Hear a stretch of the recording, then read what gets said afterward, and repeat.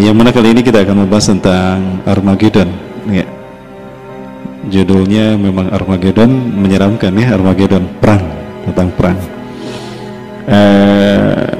Apa itu Armageddon?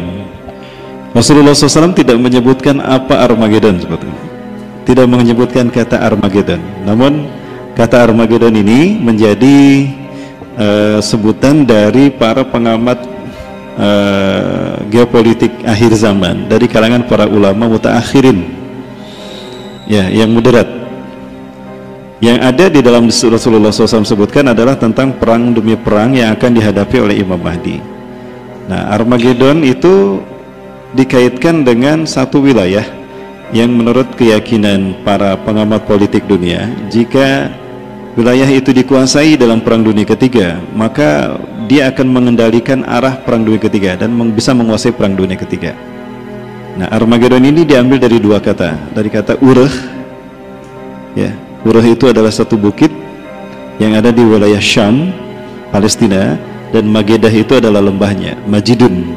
Jadi kalau digabung dua wilayah ini antara bukit dan lembah ya, digabung dari kata Arab Urah Majidun, ke dalam bahasa Inggris menjadi Armageddon ya. Namun persepsi Armageddon ini kemudian oleh media barat digambarkan seolah-olah perang bukan perang antara hak dan batil, bukan perang antara Islam dan musuh-musuhnya, tetapi digambarkan sebagai upaya untuk menyelamatkan bumi dari hantaman meteor. Maka muncullah film Armageddon ya. Nah, yang sebenarnya Armageddon ini yang diamati oleh para ulama pengamat geopolitik dunia adalah perang yang mungkin pendapat para ulama tidak sama, termasuk di Indonesia dan termasuk pengamatan dari sesama ustadz akhir zaman ya.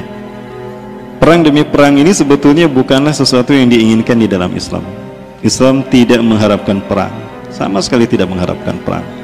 Bahkan syariat perang pun tidak dari awal ada ya.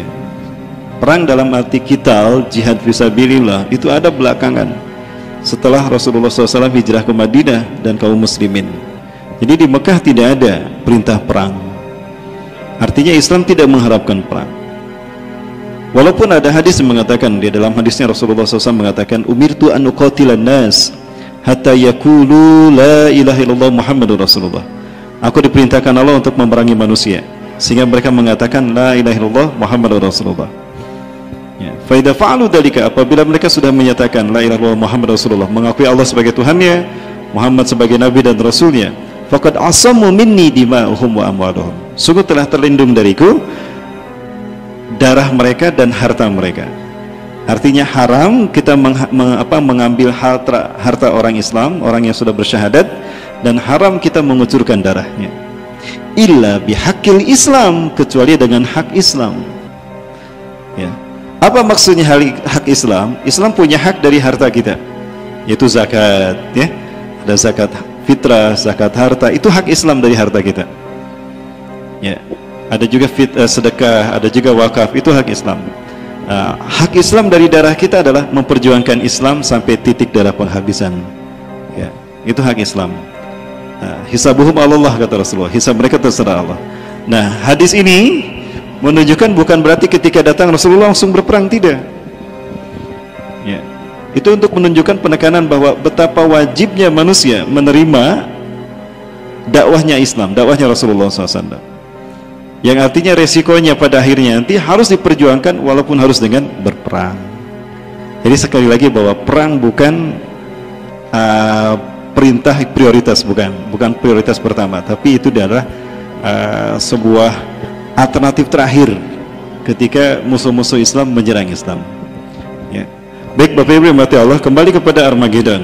Jadi Armageddon ini istilah bukan dari Rasulullah SAW, tapi istilah dari para pengamat akhir zaman ya, ahli hadis, baik dari Barat ataupun dari Timur Tengah. Ada beberapa perbedaan pandangan antara saya dengan beberapa ustadz di Indonesia ini. Seperti Indonesia karena ustadz ini bukan hanya di Pulau Jawa ya tinggalnya, walaupun hanya beberapa ustadz aja. Seperti antara saya dengan Ustadz Ihsan Tanjung, saya dengan Ustadz Abu Fatih Al-Adnani, atau dengan ustadz-ustadz yang lain, termasuk antara saya dengan Ustaz Zulkifli Muhammad Ali Uzma tentang Armageddon. Tapi tetap kami bersatu, berjamaah, tidak bertikai, dan tetap kami menyampaikan ini sebagai bentuk hasanah keilmuan terkait dengan akhir zaman. Perbedaannya terletak pada apakah Armageddon itu sama dengan Malhamatul Kubra. Saya memandang Armageddon berbeda dengan Malhamatul Kubra. Perang Armageddon, perang di mana teknologi masih ada, masih digunakan. Baik, nah Armageddon, perang di mana teknologi masih digunakan. Dan perang ini terjadi sebelum Imam Mahdi muncul, sampai nanti Imam Mahdi dan kaum muslimin berhasil mengambil kembali Konstantinopel dari pasukan Rum setelah Romawi berhasil dikalahkan.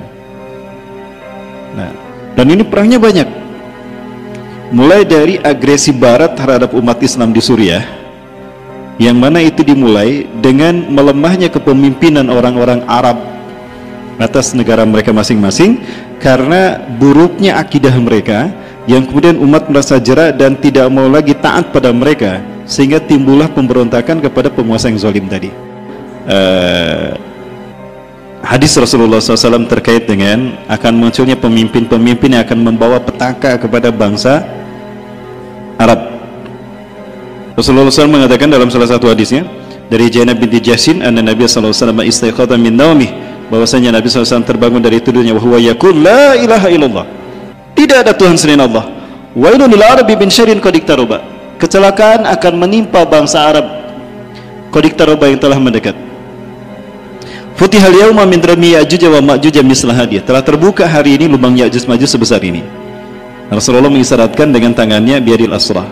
Sufyan mengisyaratkan, Rasulullah mengatakan begini, ya, qultu, aku berkata, aku bertanya, Zainab binti Jahsyin, ya Rasulullah, anuhlika wa fina salihun, anuhliku wa fina salihun, wahai Rasulullah, apakah kami akan binasa sementara di tengah-tengah kami banyak orang-orang soleh? Qala na'am, Rasul menjawab, iya. Idza kathural khabath, apabila kathural khabath, apabila maksiat di mana-mana dan ulama-ulamanya membiarkan maksiat itu terjadi, atau umat membiarkan kemaksiatan itu terjadi, maka umat Islam yang soleh pun akan kena, ya, orang beriman yang soleh pun akan kena dengan kecelakaan dan petaka tadi. Nah, Bapak Ibu dimati Allah, pertanyaan kita adalah, Rasulullah bersumpah dengan kalimah tauhid la ilaha illallah bahwa bangsa Arab akan mengalami petaka yang luar biasa. Ini yang disebut barangkali yang kita pahami dalam realitasnya adalah Arab Spring, yang dimulai dari Tunisia, kemudian Mesir, lalu ke Irak, lalu ke Afghanistan, lalu ke Yaman, kemudian ke Suriah.